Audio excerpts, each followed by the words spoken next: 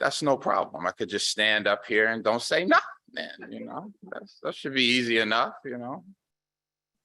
But then, of course, that's not going to work. But it's true that the master teacher lives in silence. But then that had me thinking, how could the teacher teach if it's silent? So you got to be silent so you can hear the teacher. But then the teacher is going to make some sound, but you got to be silent to hear the sound. And so I was sitting with that. Then what I realized is, and this might be the whole thesis of the whole thing here, is that there is sound in the silence. Think about it. Even if I said, and at some point I got to say, okay, just sit here and be silent for a minute. Even if we all do that, take a moment and do that. I can't do it for too long. It'll get weird, but be silent. And when you try to be silent, what do I notice? Air conditioner buzzing. Might hear a siren outside.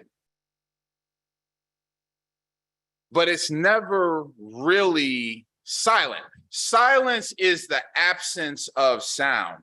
But the fact of the matter is, you will never get to a place. Maybe if you go into a total sensory deprivation type of chamber. But other than that, there must always be some sort of sound. If you listen closely enough, like I said, there's a fan humming, there's someone outside, there's something always going on. And the reason for that is, if you think about it, what happens to sound? Even if I just go, hey, that is energy waves of a particular frequency, of a particular volume level, of a particular emotional quotient also. But what happens to those sound waves is, hey, they go out into the world. And you don't hear it anymore. Oh yeah, he said, hey, 10 seconds ago, and we don't hear it anymore. That means it's gone. But on a very real scientific physical level, what happens is that those waves continue to emanate out into the universe. And they do get fainter, and they do get fainter and fainter and fainter. But like I said, scientifically, mathematically, even if they keep shrinking by half, so it goes from, 12 to 6. Hey, that was a 12. 12, 6, 3, 2, 1, 1/2, 1/4, 0.0001. But it's still there. Matter and energy cannot be created or destroyed. They just change form. So think about that fact. Every sound that has been uttered in the universe is still floating about in the universe. It's still there. It's still here somewhere. Now, thank God, our ears have a limited range. If it's below a certain decibel or above a certain decibel, human ear can't perceive it. Different animals have a different wavelength here, but there's a reason why. I don't think we could handle hearing everything. So there's a reason why we're given a particular range of ability to understand, because all the sounds, the words that Christ spoke, all the sounds in the universe, they're still out here making noise. Now, that right there tells us it's very important. Sometimes they say it's not what you say, it's how you say it. That's true, but it's what you say too. And how you say it. Because, I could say, there's about 10 different ways to say good morning. I don't know if you know that. There's good morning, full namaste. And then there's good morning. That means don't touch me till I have my coffee. Then there's good morning, and that means, oh, you're late again. It's the same, and I could go on. It's the same words, but what makes it different from a full namaste to a I really resent you in the same words? So it's not just the words, GOODMORNING. It's the frequency. It's the quality. And as humans made in God's image, as part and parcel of the divine I am that isness, we have a choice of what frequency we want to emit or we're able to emit, whether it's full namaste or I effing hate your guts. We have a choice. And then sometimes it's like, well, let me not just say nothing then. You know, if you can't say anything nice, don't say anything at all, right? That's what they say.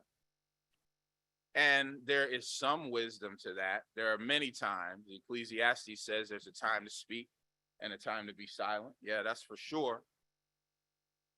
But silence, when we're talking about right here, what these masters have taught, that the mind that is still and the mind that is silent, the whole universe surrenders, or that the Lord is in his holy temple, let all the earth keep silent before him. It's not just saying zip it. See, now in the K through 12 school experience or in other experiences, even in church sometimes, it's just like, look, just zip it. You know, anyone, teachers would be like, zip your lip, right? Does that feel like spiritual enlightenment of button it? That's not what silence is. Because what happens is a person has something to say, whether it's a child, whether it's an adult, whether it's a complainer, whether it's someone offering real constructive criticism that folks just maybe don't want to hear. The fact of the matter is there is something inside that wants to be expressed and said, and just to tell someone the message doesn't go away. As a matter of fact, it will, Jesus said in the Gospel of Thomas, there's something inside of you. And if you let it out, it will save you. But if you keep it in, it will kill you. And we think about silence. Really, silence is something that you know it's important and you know it's divine. And the reason why I know is that most of the time we can't stand it. That's how you know it must be good. You know, kind of like Brussels sprouts. You're sitting in a room with some folks, you're sitting in a car riding, the radio's off. After a certain amount of time, somebody got to reach for the radio. Or somebody got to say, why is it so quiet in here? And what is the worst punishment? And our justice system has a lot of terrible punishments, but psychologically, the worst one is solitary confinement. That's a punishment. Why? Because I can't be heard and I can't hear what's going on. And it's pretty predictable that throw them in the hole, right? Oh yeah, that'll teach them, right? They're gonna be messed up. Why? Because after so many minutes or so many hours or so many days, depending on the person, it's not that they don't hear anything, it's that they do start hearing something. And they're like, wait a minute, I'm by myself. This ain't right. Let me out of here, right? And then they start.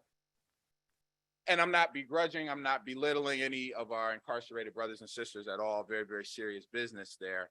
But the fact of the matter is, I told you, there is sound in the silence. And once we delve into that silence, we're going to hear some sound. But so there are chambers, because right now we live in a world of sound, right? Shakespeare said, sound and fury signifying nothing, right? Noise everywhere, constantly.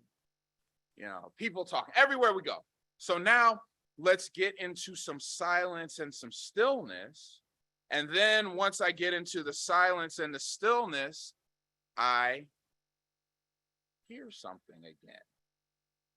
But what am I hearing? Habakkuk said it like this: the Lord is in his holy temple. Let all the earth keep silent before him. We put that, when I pastored a church, we put that on a sign and hung it right outside of the sanctuary. And it was really just a nice way of saying, don't be doing a whole lot of talking in the sanctuary.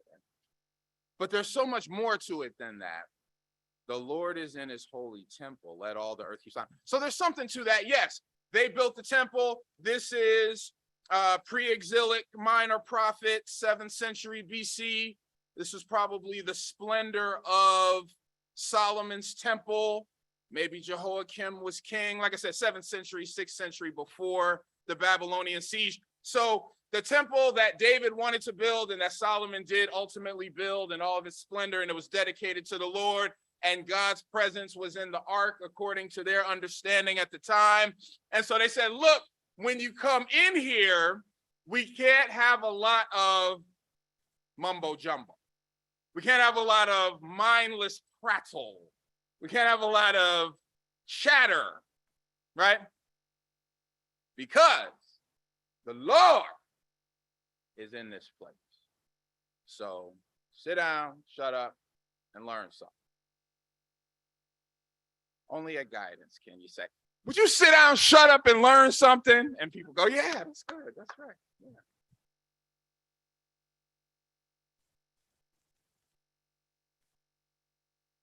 But then that was an Old Testament understanding. And I know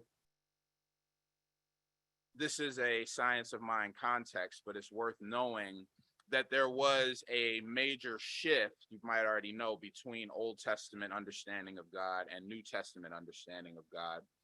Specifically in the Old Testament, they understood that God's presence resided in a particular location, the Ark of the Covenant. And so God is in here. And this is where God is. So handle with care. You got to wear gloves. Don't have everybody just touching on this, because this is where God is. Naturally, New Testament, we know, is more of a spiritual, global understanding of the omnipresence and of the reality. And so along with that, so Habakkuk, the Lord is in his holy temple, let all the earth keep silent before him. Yeah, when we come in the temple, chill out, humble yourself, listen, see what's going on, meditate. Don't come in talking about all the worries. Don't come in gossiping about the drama. Just, the Lord is in his holy temple. Let all the earth keep silent. And in the French, it says, garde le silence, which is literally guard the silence. Go out of your way to protect it. Not just keep silent, but it says, go on offensive if you have to guard the silence. So that's in the church. And then they could talk about, or the temple, right? The house of God. And they could say, then people take that and they say, well, we got some new procedures here. No walking down the aisle before the offering. If you miss the first selection, we closing the doors. And then after the announcements, we'll open the doors back up, as if any of that is going to get you to a fuller understanding of the real I am. So let's take a great look at it. In 1 Corinthians 3:16, it says, don't you know that you are the temple of God and that God lives in you? It's not, well, we got to come to 72nd and Crenshaw because God is in the temple and, God, I'm not going to break this. So, we got to, so, we got to, and then everyone else like, I want some. No, this is mine. We got a special relationship going on. He's sweet, I know.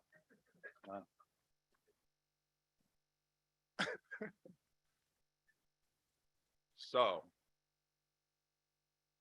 don't you know that you are the temple of God and that God lives in you?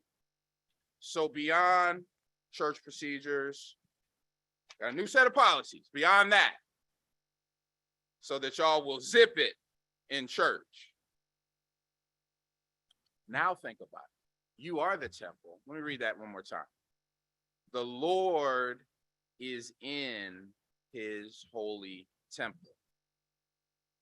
Let all the earth keep silent before him. By the way, I don't have to apologize. I looked at about 30 different versions of the Bible, translations, and they all said his for God. Okay, the Lord is in his holy temple. But we know God cannot be just a man. You know, the decorating is too nice in nature. Can't do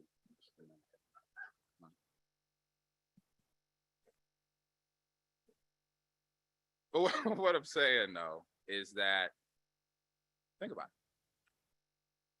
Because Jesus would walk on water. Jesus turned water into wine. Jesus would touch and heal. Jesus could see a person's situation before they spoke it. Jesus could teach, and they said, what manner of man is it? Even the winds and sea obey. But he said, don't just look up at me. I came to show you what the power of God looks like inside of one of these human beings. Go and do likewise. Matter of fact, all the things I've done, you can also do.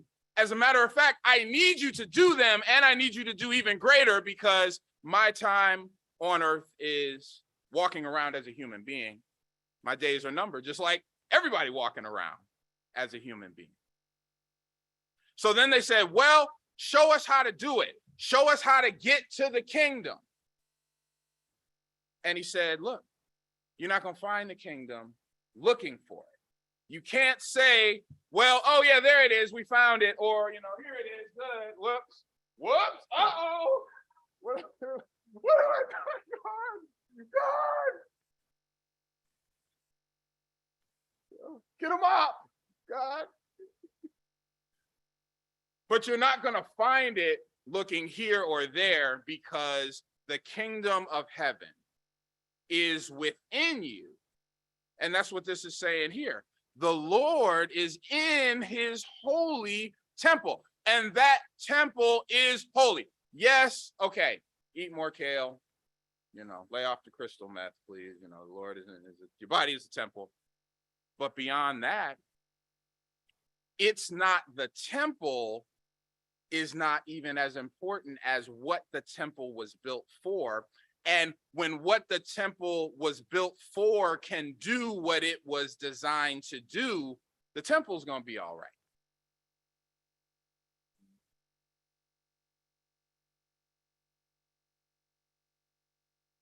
It's hard to find silence. And we talked about physically, scientifically, it's technically impossible, but there are still spaces. And silence has it does have this, silence is the absence of noise, of sound, of speech, right? But there's more to it than that.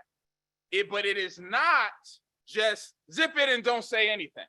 Because, you know, you ever been somewhere and somebody's about to say something, you got to kind of kick them under the table so they don't say it. And they're like, they want to say, that's not silence. Silence comes with it, it connotes a certain peace, a certain stillness, a certain serenity, or at least the attempt to sink into that. And so it's more than just zip it. There's an entire physiological aspect to silence. You could be sitting in church or anywhere, but you could even be sitting in church. And, you know, priest is going, song is going, everything's going, and just in your mind, 800, 588, 2300. What if I'm gonna have some chicken, or if I'm gonna, I'm gonna go home. I gotta smell that chicken when I get home, see if I'm put in the oven because it's been 3 days, it's been 4 days, it's been.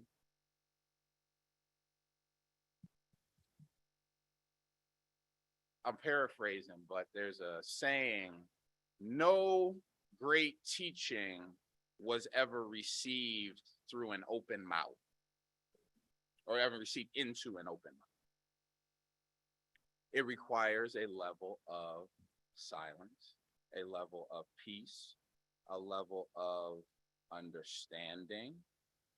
And so the temple is the place where you go to meet God. So the temple can be, yes, a church house. Yes, the temple is you. Yes, the temple is all of creation. How many places are there where you go and it's just the breathtaking, the vistas, the lessons, it's speaking to you, it's working within you, and that's it.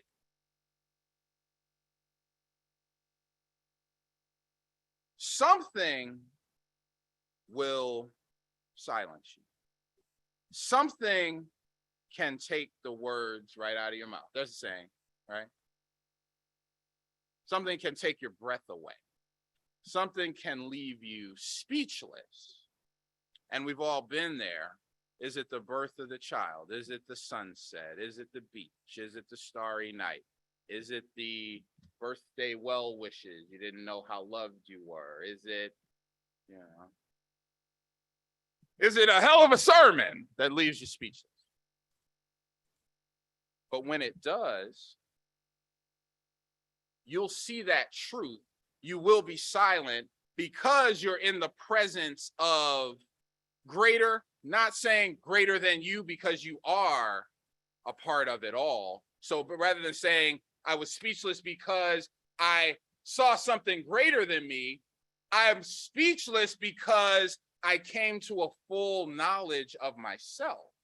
Because isn't that what's happening when we see God in all of these various ways? We are just coming to know ourselves even better. So when you see that truth, it will take your breath away. It will leave you speechless. But know, just like they said, Jesus, well, where's it at? Where is that truth? That I can go find it and have my breath taken away. Let's go to Sedona. Let's go to the Mayan temple at spring equinox, and then the shadows go like this, and then it takes your breath away. Let's go to the hot springs. Let's go to but he already told you are that temple. And so, yes, by all means, let's have those experiences in nature, those loving experiences within one another. But just in case you ever find yourself in a solitary confinement type of situation, know that the Lord is in his holy temple. And as we seek, kind of moving into a treatment here,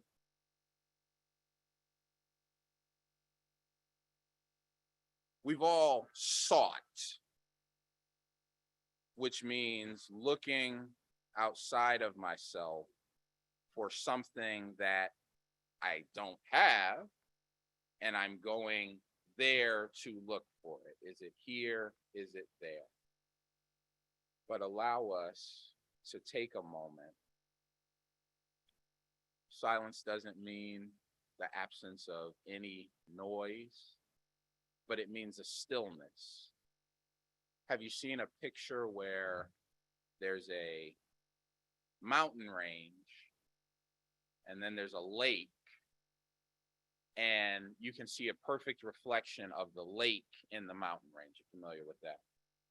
Now, the only way you can see that perfect reflection, if I throw one pebble into that lake, that reflection is gone until it can become still again. Now, in the stillness, I can see clearly of what is truly happening. So give yourself the gift of a moment of acknowledgement that the Lord is in his temple and you are that temple. You are that Lord too, but maybe that's next month. And take a moment, let that lake become still. We're never staring at the mountain. The Bible says we see in a mirror darkly, but one day we will see face to face. So we tend to not look at the mountain, but at the reflection. And with all of the sound and the fury and the agitation and the unhealed past, and that's a whole lot of pebbles in the lake. And looking at that reflection, no wonder I can't make heads or tails of what's going on. Thankful for a moment to experience the stillness, to experience the power. And Psalm, it says, be still and know that I am God. So just take a moment and be still. Take a moment, if it helps, to recognize yourself as a temple and the divine treasure within. Think of yourself as a temple, and the divine treasure is in each brick of the temple. Every cell is God, is you.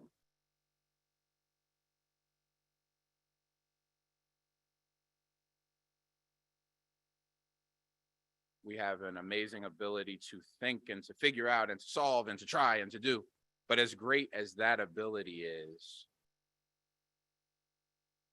there is something that has an even better ability to solve problems, to heal, to bring clarity, to be I am.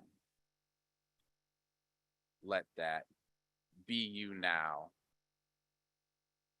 as we live in the silence. And you can't live in the silence forever, not in a earthly format. But what we said was there's sound within the silence, which also means that there's silence within the sound. So even as, yes, people will talk, yes, horns will honk, but as I'm going through, I don't have to say, I can't wait till I can get away and go to the quiet place. But I can find the silence even in the midst of it all, because I am that temple. I am that silence, as are you. Amen. Ashe. God bless you. Love you very, very much. Thank you.